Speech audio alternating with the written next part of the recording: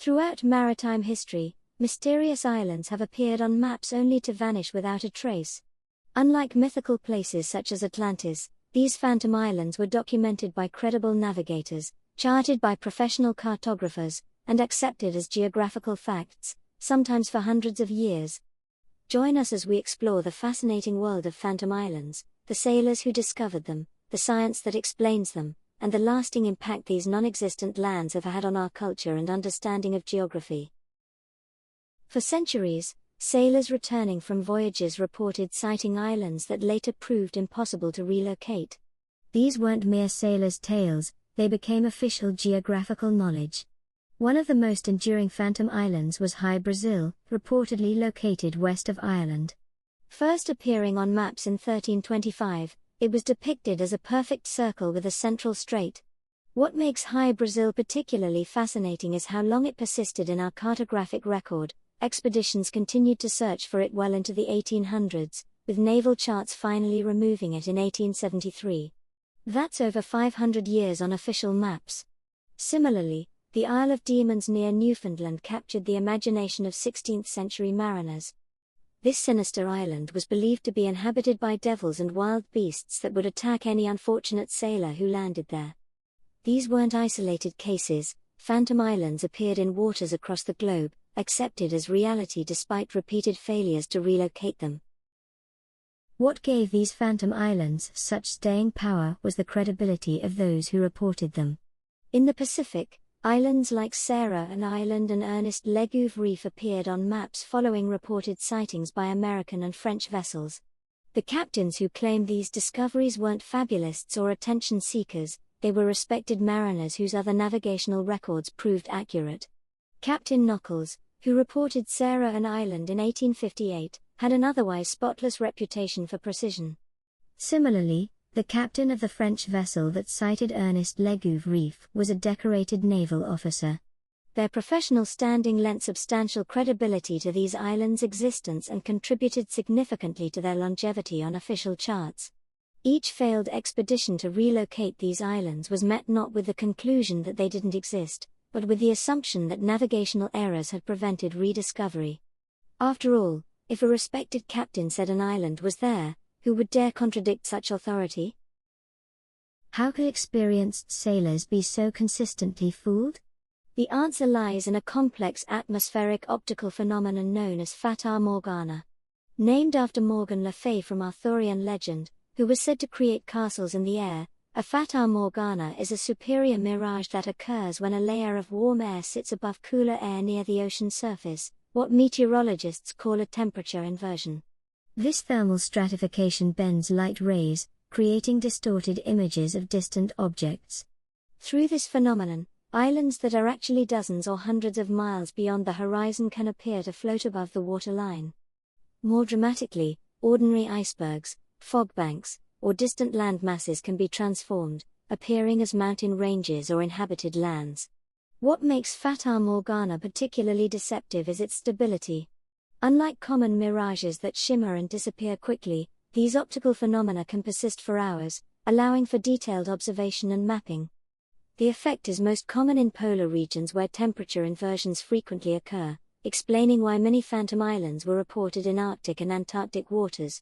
The cold ocean surface creates perfect conditions for the warm air layer needed to produce these convincing illusions. The physics of Fata Morgana involves the refraction of light through air layers of varying density.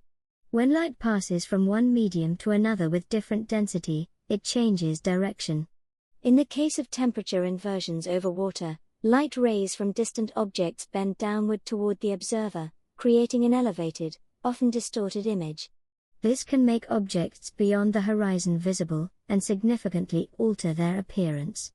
The resulting mirage can compress, stretch, or duplicate images, transforming a small rocky outcropping into what appears to be an extensive landmass complete with mountains and valleys. The science explains why these phantom islands weren't simply hallucinations or fabrications. Sailors were seeing real optical phenomena, interpreting them through the limited understanding of atmospheric optics available at the time. A distant island or ice formation, distorted by these atmospheric conditions, could genuinely appear as an undiscovered land. The sailors who charted these islands weren't lying, they were documenting exactly what their eyes perceived, unaware that physics was playing an elaborate trick on their senses. Once reported, Phantom Islands showed remarkable staying power on official maps, representing a fascinating chapter in cartographic history. In the pre-satellite era, mapmakers relied heavily on sailors' accounts, creating a self-reinforcing cycle. An island would be reported and mapped, and then subsequent sailors would claim to sight it, often seeing what they expected to find based on their charts. Sandy Island in the South Atlantic is a perfect example. After a reported sighting in 1819, it appeared on Royal Navy charts. Despite numerous failed attempts to relocate it, the island remained on official maps until 1908, nearly 90 years later. Even more dramatically, Thompson Island south of Iceland was discovered in 1792 and charted for over a century before a 1926 Danish expedition conclusively proved the area contained only deep ocean. The removal process was often controversial and prolonged. Cartographers were understandably reluctant to erase features without definitive proof of their non-existence, and proving a negative is inherently difficult. Some phantom islands disappeared from maps only after technological advancements like radar and satellite imagery made comprehensive ocean surveys possible. The persistence of these cartographic anomalies also reflects the political and economic forces that shaped map-making. Colonial powers eager to claim new territories sometimes accepted reports of islands with minimal verification. The island of Peeps, supposedly located east of the Falkland Islands, illustrates this perfectly. It was discovered by British navigator Ambrose Cowley in 1683 and remained on British charts for over a century. Its existence supported British territorial claims in the South Atlantic, making authorities reluctant to question its reality despite mounting evidence of its absence. Phantom islands sometimes became pawns in larger geopolitical games. Nations would claim these non-existent lands to extend their maritime boundaries or secure potential resources. Maps weren't just neutral documents, they were instruments of power and control. An island in the right location could justify extending shipping routes, claiming fishing rights, or establishing colonial outposts. Even when evidence suggested these islands didn't exist, political considerations often delayed their removal from official charts. The cartography of Phantom Islands reveals how maps have always been as much political documents as geographical ones. Phantom Islands have profoundly influenced literature, folklore, and cultural imagination. Jonathan Swift placed his fictional island of Laputa near a phantom island that appeared on contemporary maps. Edgar Allan Poe's The Narrative of Arthur Gordon Pym features a mysterious southern landmass based on phantom islands reported in Antarctic waters. These literary works, in turn, reinforced public belief in these non-existent places, creating a fascinating feedback loop between cartography and culture. Indigenous populations sometimes incorporated reports of phantom islands into their existing mythologies. When European explorers described islands that would appear and disappear, many native coastal cultures connected these accounts to their legends about shape-shifting lands or the homes of spirits. The phantom island of Bus, reportedly located between Iceland and Greenland, became integrated into Inuit folklore as a land that sea gods could hide and reveal at will. These islands existed not just on maps but in the cultural consciousness, blurring the line between geographical knowledge and folklore. They became symbols of the unknown, the mysterious spaces where reality and imagination converge. While phantom islands have been purged from navigation charts, they maintain a fascinating cultural afterlife. Jamaica, a phantom island in the Gulf of Mexico, appeared on maps from the 16th to the 20th century.